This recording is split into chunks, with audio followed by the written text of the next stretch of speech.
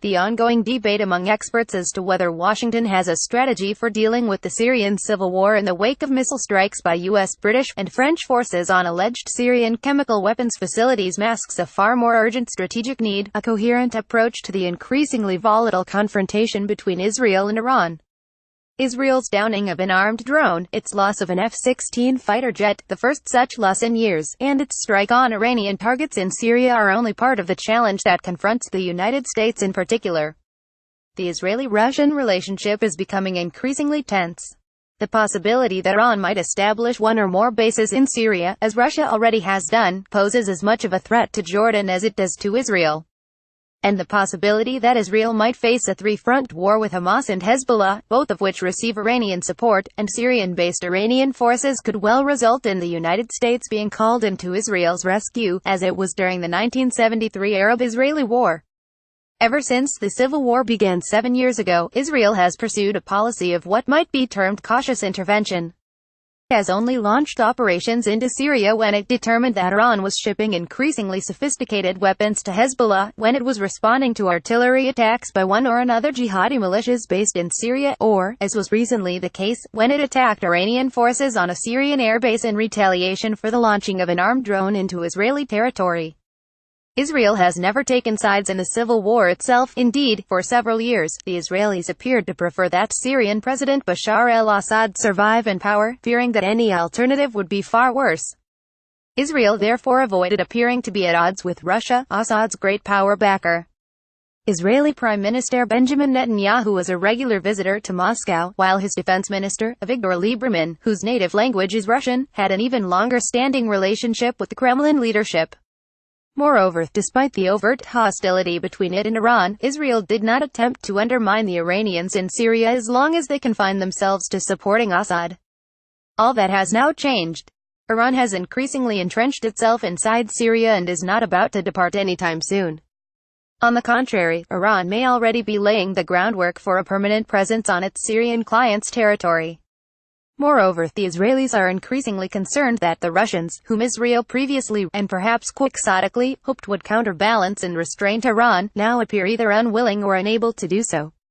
Israel's public position remains that Moscow understands its predicament and will not interfere with Israeli operations, whose objective is to secure its own territory. The Israelis have also signaled to Russia, however, that they will not allow it to constrain their operations. As Lieberman has asserted, "We will not allow Iranian consolidation in Syria. We won't allow any restriction when it comes to Israel's security interests." These are brave words. In fact, the Israelis fear both Iranian consolidation, as Lieberman puts it, and Russian interference in their operations.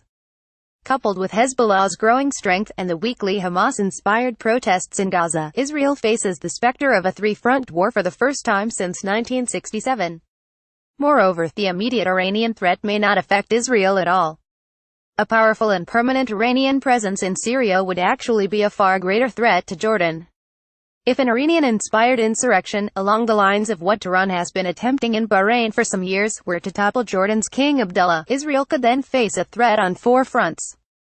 Where might Washington fit into this picture? In one sense, it does not. Russia and Iran are increasingly becoming the arbiters of the Middle East, while U.S. President Donald Trump, by pushing for the withdrawal of all U.S. forces in Syria, is on the verge of repeating in that country the very same mistake his predecessor committed in Iraq. Yet the consequences of a U.S. withdrawal from Syria would be far greater than those of former President Barack Obama's withdrawal, because Russia was not a factor in Iraq and the Israelis did not see Iran's heavy presence there as a direct threat to their security.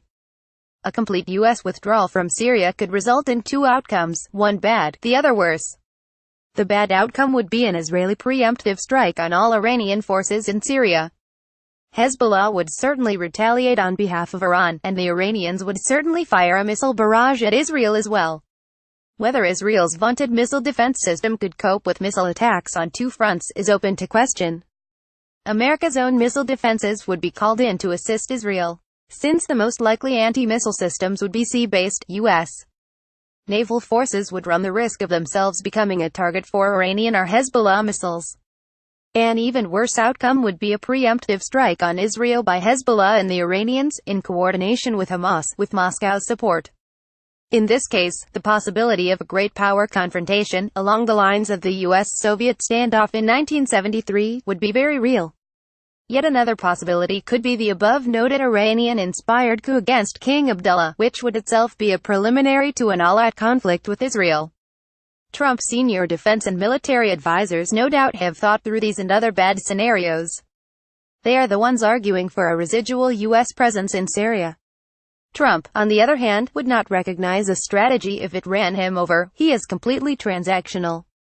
All he sees is an American presence in Syria that he wants to bring to an end, come what may. Unless his Defense Department advisors can bring him around, the United States may well come to rue the day that it found itself not only once again rushing to the aid of Israel but fully engaged in yet another war in the Middle East, this time with both Russia and Iran on the other side.